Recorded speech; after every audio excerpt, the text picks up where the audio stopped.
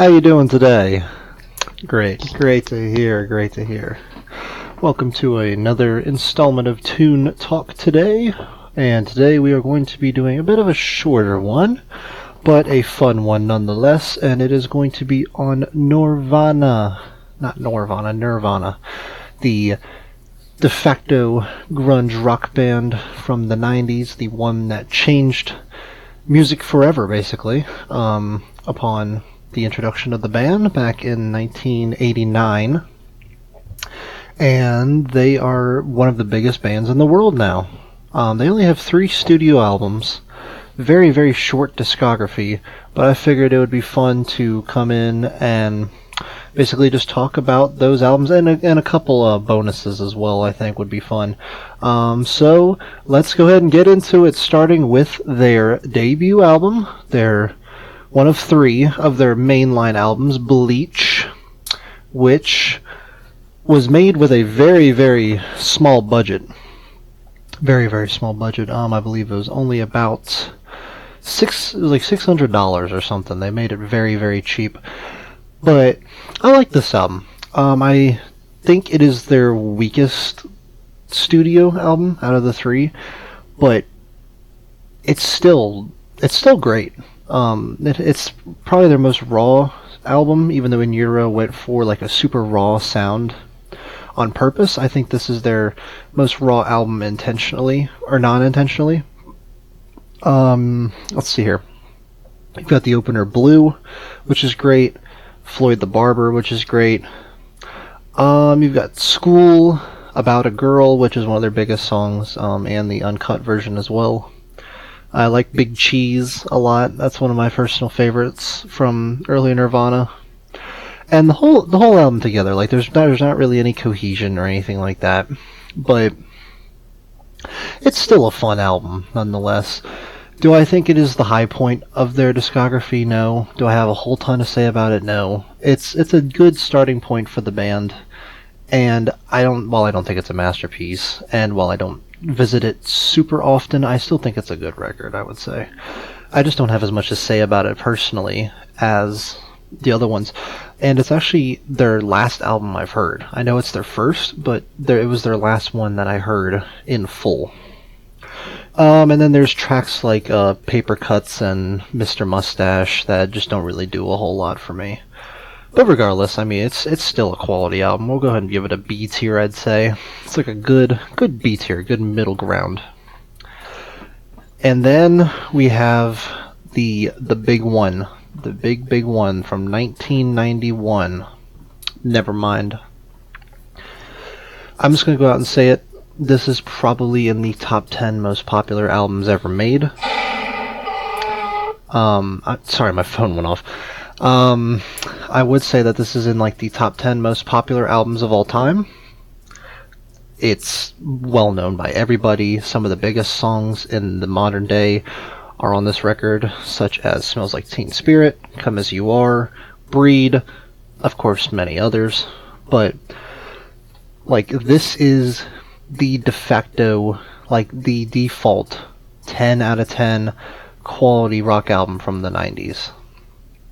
I think that this album is fantastic. A lot of other people think it's fantastic. It really just is. I mean, it's a product of its time, but it hasn't aged. Like, it's really the album it started the whole grunge movement. It's the one that showed off Nirvana's talents the most. This is also when they got Dave Grohl, legendary drummer, as their drummer. And not to say he wouldn't have a career without this album, but this is really where he got his name, because the drumming on this is fantastic. And then the guitar playing and the bass work, all of it is fantastic. All of it comes together. It all sounds so good. I really don't have any complaints. The only one I'm not as big on is Polly. I'm not a big fan of that track. But, I mean, just going track by track, Smells Like Teen Spirit, one of the most iconic like guitar riffs ever, one of the most iconic songs ever. In Bloom is great. Come As You Are, I love the opening, the bong bong bong bong bong bong bong. I love that. I love Breed, Lithium. I love Territorial Pissings. I love Kurt's vocals on that one a lot. Drain You is great. Lounge Act is great. Stay Away is great. On a Plane is great. Something in the Way became famous because of the Batman, and I'm glad because it used to be like one of the most underrated songs on the album.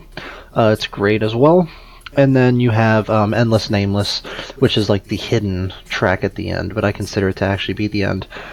Just a flawless album from front to back. Really not much else I can say. It's a 10 out of 10. Like, is there any question about it? Is anyone going to argue with me and say that this is not one of the greatest albums, at least of the 90s? Like, I don't think anyone's going to argue with me on that. But, you know, so some people have some stuff to say. Not all of it's positive, but yeah, whatever. But yeah, I think Nevermind is a masterpiece, and we will leave it at that. Next up, we have their B-sides collection, Incesticide, which I think is really underrated. I actually like Incesticide more than their Bleach, one of their main studio albums. A lot of the songs are really short, but some of their like most hard-ass banging songs are on here, and it's just freaking awesome. You have the opener Dive, which is just so cool. I love the way Kurt says, "Dive in me." I love the way he screams that. It sounds so awesome. And then you've got a Sliver, which I used to call Silver because I was a dumbass, which is great. And then you've got like Ben a Sun, which is awesome. Beeswax, Mexican Seafood, which is a quirky little track. Aero Zeppelin is great. Aneurysm, the closer, is really cool. It's just a bunch of really really good B-sides. I would say this is one of the best B-sides records of all time.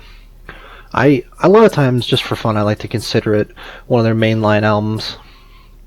I know it's not technically, but it's just fun. It's only like 40 minutes. It's not that long, but it's really fun. It's really entertaining. I think it's got 15 tracks, and it's just a good time. I mean, it's a Nirvana album or a B-sides album. You can't really go wrong with it. And Kurt Cobain actually painted the cover, which is my favorite Nirvana cover. I think it looks awesome. I have it on a t-shirt, which I should have wore for this video. I don't know why I didn't, because I'm stupid. But yeah, it's actually one of my favorite album covers ever. I'd say it's probably at least a top 20. It's just really like out there and bizarre, and it's a beautiful painting. And the fact that Kurt made it just makes it so much more personal, I believe. And I would give Incesticide a high B tier. I do like it more than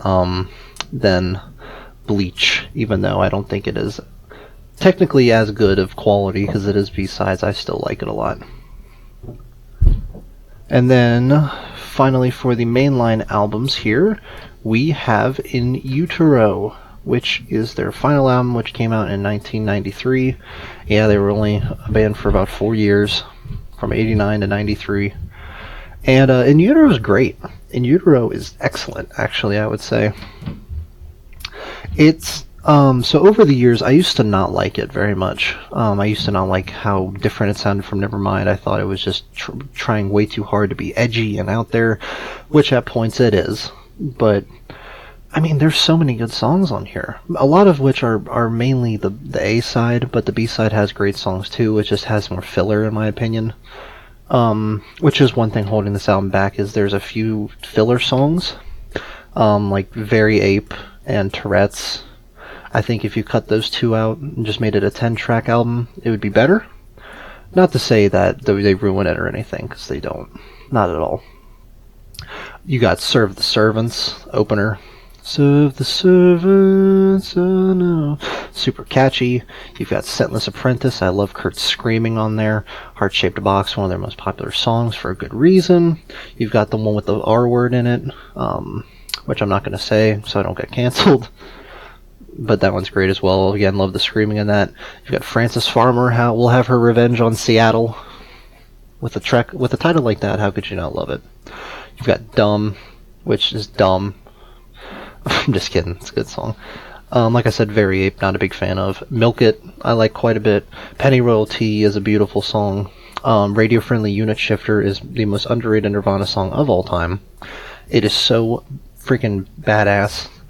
I love the drums. I love the guitar riff. It just sounds great. And I think it's great. And then you've got All Apologies, one of their other most popular songs, which is also a masterpiece. How could you not love it? All of it's just phenomenal. It all adds up to be a great album. There's not really much else to say. It is great. I think it's their second best album overall. I would give it an A tier because there is some stuff holding it back, but it's in utero. It's fantastic.